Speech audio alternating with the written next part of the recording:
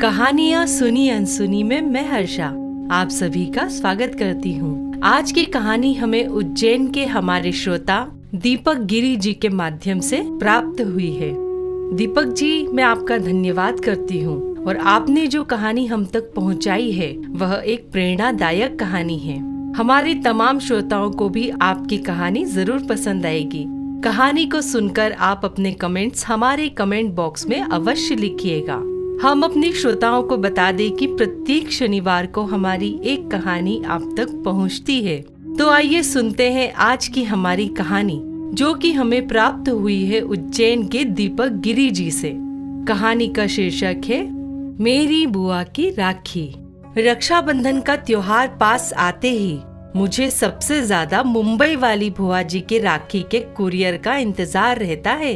कितना बड़ा पार्सल भेजती है बुआ जी। तरह तरह के विदेशी ब्रांड वाले चॉकलेट्स, गेम्स, मेरे लिए कलरफुल ड्रेस, मम्मी के लिए साड़ी, पापा जी के लिए कई ब्रांडेड शर्ट। इस बार भी बहुत सारा सामान भेजा है उन्होंने। इंदौर और जोधपुर वाली दोनों बुआ जी ने भी रंग बिरंगी राखियों के साथ बहुत सारे गिफ्ट्स भेजे हैं।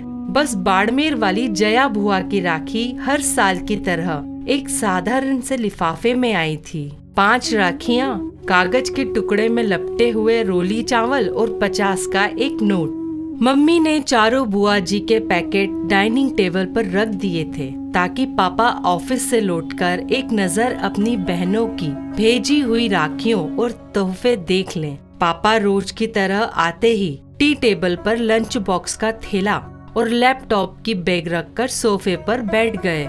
चारों दीदी की राखियां आ गई हैं। मम्मी ने पापा के लिए किचन में चाय चढ़ाते हुए उन्हें यह बताया।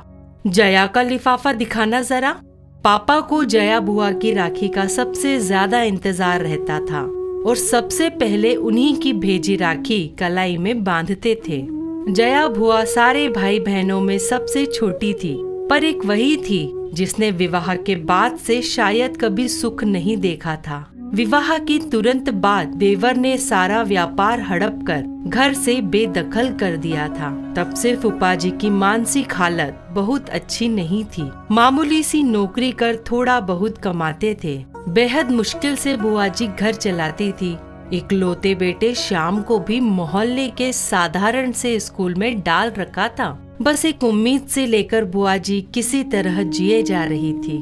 जया बुआ के भेजे लिफाफे को देखकर पापा कुछ सोचने लगे और मम्मी से बोले, गायत्री, इस बार रक्षाबंधन के दिन हम सब सुबह वाली पैसेंजर ट्रेन से जया के घर बाड़मेर उसे बगैर बताए जाएंगे। जया दीदी के घर? मम्मी तो पापा की बात पर एकदम से चौंक गई थी। आपको पता है ना कि उनके घर में कितनी तंगी है। हम 3 लोगों का नाश्ता खाना भी जया दीदी के लिए कितना भारी हो जाएगा। वो कैसे सब कुछ मैनेज कर पाएंगी? पर पापा की खामोशी बता रही थी उन्होंने जया बुआ के घर जाने का मन बना लिया है। और घर में ये सबको पता था कि पापा के निश्चय को बदलना बेहद मुश्किल है। रक्षाबंधन के दिन सुबह वाली पैसेंजर से हम सब बाड़मेर पहुंच गए थे।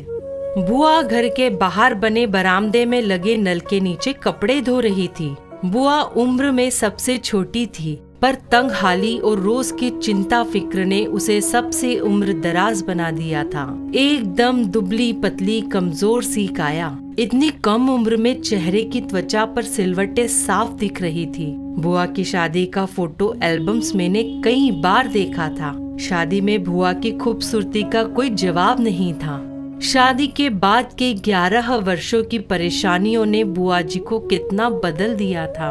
बेहद पुरानी घिसी सी साड़ी में बुआ को दूर से ही पापा मम्मी देखे जा रहे थे।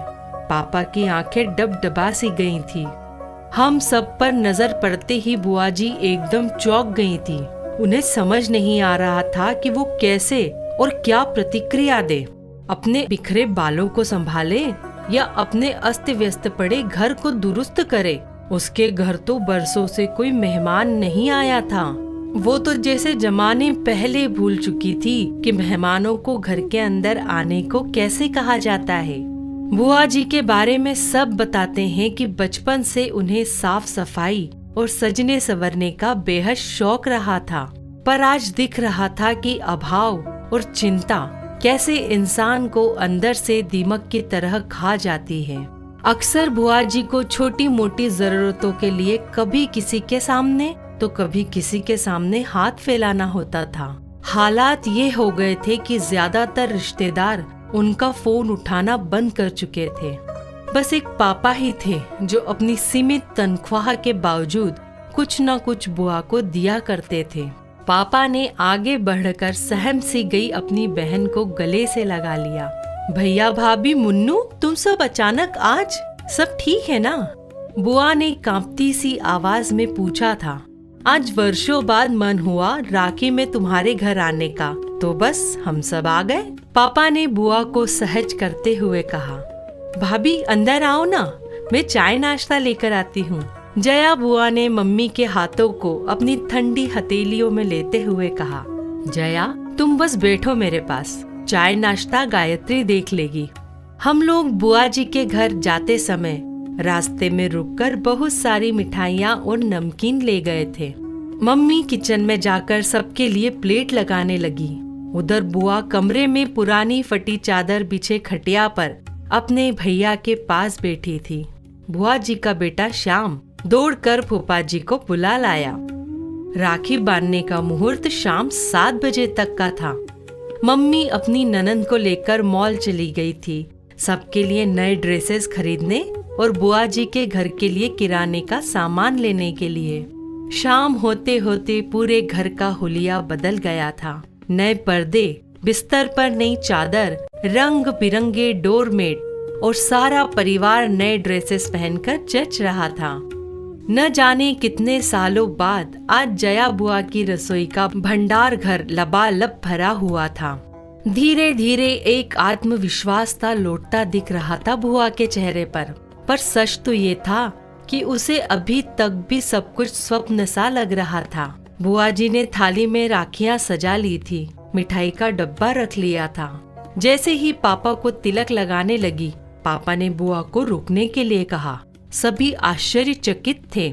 10 मिनट रुक जाओ, तुम्हारी दूसरी बहनें भी बस पहुंचने वाली हैं। पापा ने मुस्कुराते हुए कहा तो सभी पापा को देखते रह गए। तभी बाहर दरवाजे पर गाड़ियों के हॉर्न की आवाज सुनकर बुआ, मम्मी और फूफा जी दौड़कर बाहर आए तो तीनों बुआ का पूरा परिवार सामने था। जया बुआ का घर मेहमानों से खचाखच भर गया।